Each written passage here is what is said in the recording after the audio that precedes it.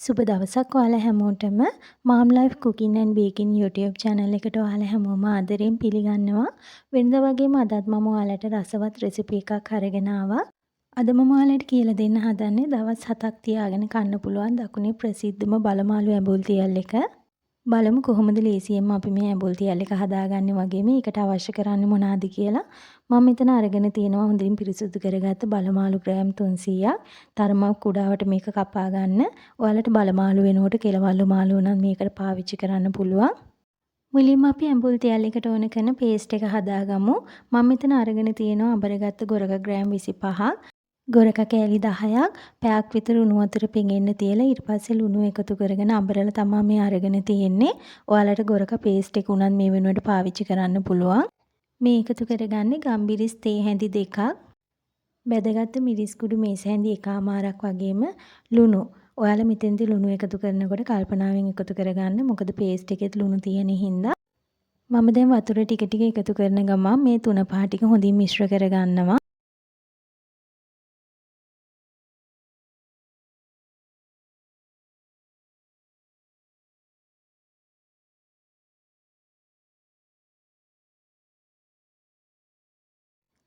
අපේ ඇඹුල් තියල් පේස්ට් එක හදාගෙන ඉවරයි. මට මේකට වතුර මේස හැඳි 6ක් විතර ඕන වුණා.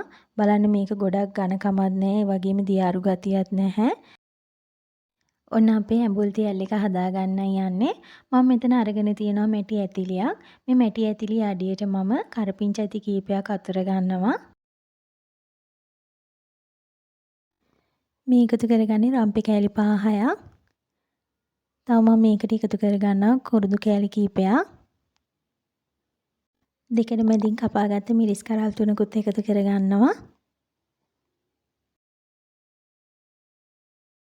දැන් අපි කලින් හදාගත්ත ඇඹුල් තියල් පේස්ට් එකට බලමාළු කෑලි එකින් එක එකතු කරගෙන මිශ්‍රණය හොඳින් දවටලා ඇතිලිය මේ විදිහට අතුර ගන්න ඕනේ. මේ විදිහට ඉතිරි මාළු ටිකත් මිශ්‍රණය හොඳින් දවටලා ඇතිලිය අතුර ගන්න ඕනේ.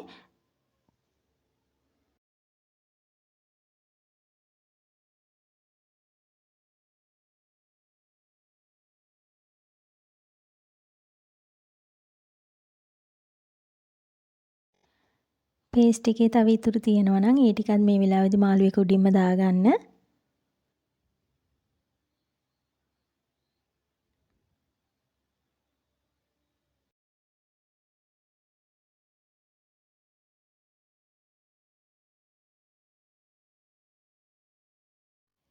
දැන් මම මාළු එක ලිපේ තියලා මදි ගින්නේ පිස ගන්නයි යන්නේ.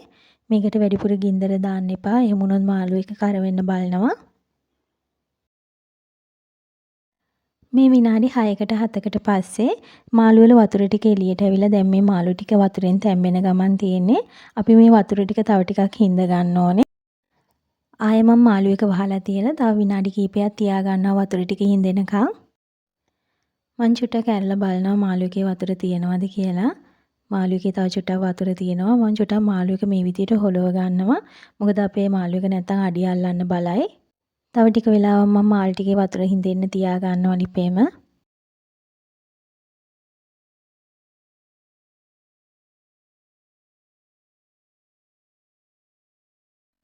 දැන් මාළු එකේ වතුර හිඳිලා තියෙන්නේ. මම මේකට පොල් තෙල් මේස හැඳි එකමාරක් එකතු කරගන්නවා.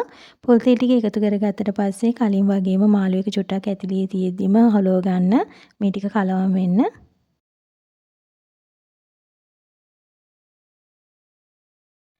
තව තප්පර කීපයක්ම මම මාළු එක මේ විදිහටම ලිපේ තියලා ලිපෙන් ඉවත් කරගන්නවා. මේ තියෙන අපේ රසම රස බලමාළු ඇඹුල් තියල් එක. මේක කැකුළු බත් එක්ක වගේම කිරිබත් එක්ක උනත් කන්න පුළුවන්. මේක කිරිබත් එක්ක මාරම රසයි. මගේ මේ වීඩියෝ එකට කැමති නම් ඔයාලා ලයික් කරන්න, ෂෙයා කරන්නත් අමතක කරන්න එපා. මේ වගේ වීඩියෝ එකකින් නැවත හමු වෙනකන් ඔයාලා හැමෝම පරිස්සමින් ඉන්න.